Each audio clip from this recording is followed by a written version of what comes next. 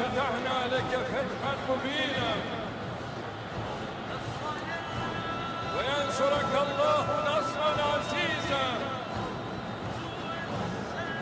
Doğrusu biz sana apaçık bir fetih ihsan ettik.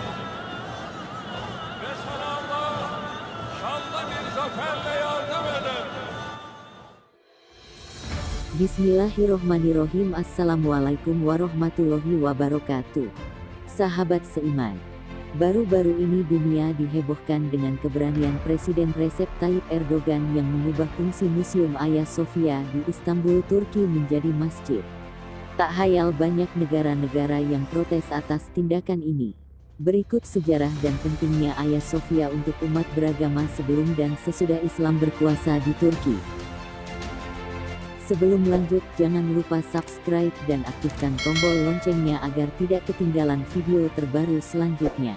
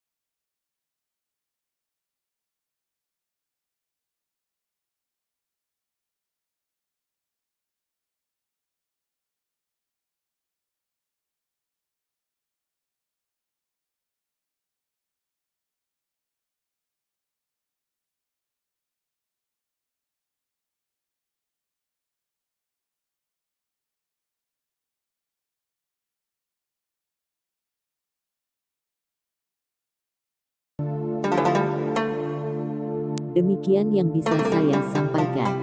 Semoga bermanfaat serta mendapatkan barokahnya. Sahabat seiman, sampai jumpa lagi di video selanjutnya. Wassalamualaikum warahmatullahi wabarakatuh.